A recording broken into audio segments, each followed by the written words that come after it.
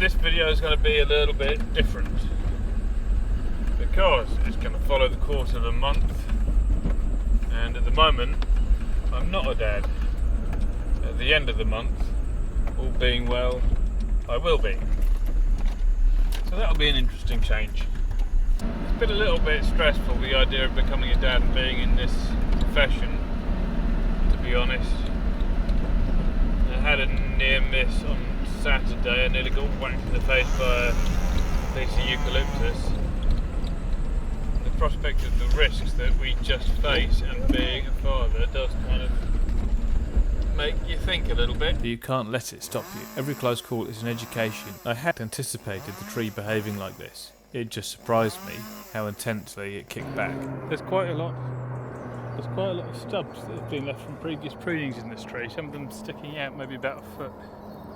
And when you leave a stub like that, it means the tree is unable to callus over the wound, so it's much better to cut back to the collar so the tree is able then to roll its bark over the branch you've removed, and that will seal it off so that no more rot will get in. That process takes time, but it's a lot better than having a foot of dead stub poking out. Just kind of casting my eye around the tree as I go, looking for potential hazard beams developing, like that one.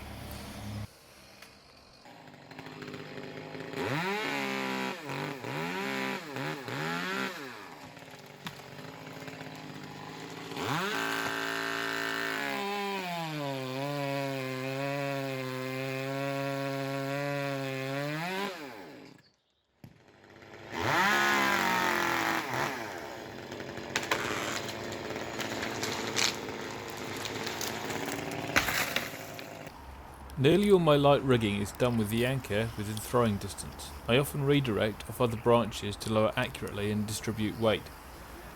I take wraps at the point of cut, but if I can, I avoid rigging a branch off itself to save myself from being too close to the wobble. Something elegant about neat, tidy ropes. Very satisfying. Well, there's my destination. Rigging point's got to be up on this side of the tree, so they swing around this way, away from the wire. Not going to have any caps, and just Joe on the ground, so that he's going to run the rigging line through a pulley, so Joe's going to be able to pull the branches upwards as well, away from the wire. Yep, just keep going, you're good.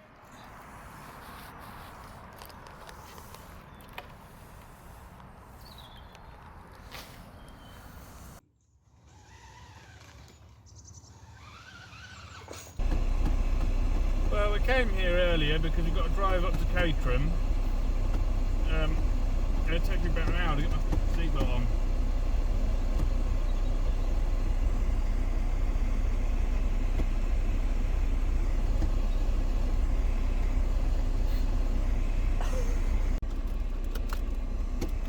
Every time I want to look round the corner,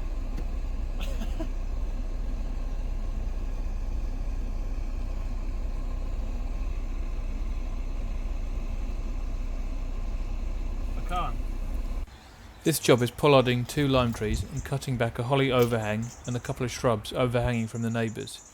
The smaller of the limes was extremely wobbly, which threw a spanner in the works. I had planned to be able to rig to protect the fence and the shed below, but I didn't trust the trees were up to it. I also didn't want to whack the trees or falling branches in case vibrations wobbled me off my feet, so I aimed the big bits as best I could to fall through the gaps. We did no damage to the shed or the fence. A small outside light did get broken as we dragged out, which we've since replaced.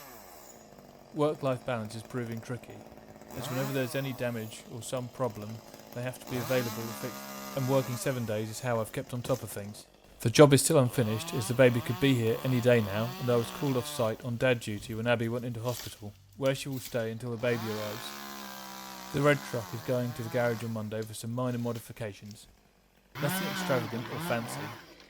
Boring standard stuff, but it's got to be done. The situation with this truck is it's performed very well in MOTs. It's had a full service. I've had a word with the mechanic about the state of the engine. He reckons it's alright. So we're going ahead with turning it into the ultimate beast of two-wheel drive yellow Ford Ranger. My dad's coming with me to drop the truck off for its modifications. Abby's in hospital being monitored, and she's going to remain there until the baby is born. And I've got all the hospital stuff in the bag, ready to divert straight to the hospital should anything happen. So it's getting close now. It's due to be Thursday, but if there are any problems they might decide to pop them out immediately. Well, can't really make any great guarantees on the condition of the chassis, but we clean it off and find any horrible holes. Would it be alright to weld up any horrible holes? Yeah, we should be able to, shouldn't we? Yeah. You going to use this as evidence against me? Certainly. It's low-hanging wire here. This doesn't fit underneath it.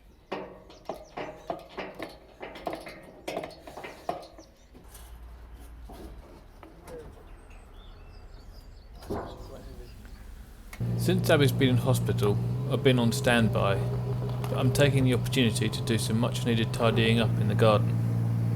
There was an old shed here that collapsed 3 years ago. Pete and me demolished the remains, but my parents want to salvage the old brick that made up the floor and reclaim some of the weed-covered waste ground. Abby wants the compost heap close to the veg patch, so that also has to be moved. The baby's still due to be delivered by cesarean Thursday. Today's Tuesday, so the clock is really ticking.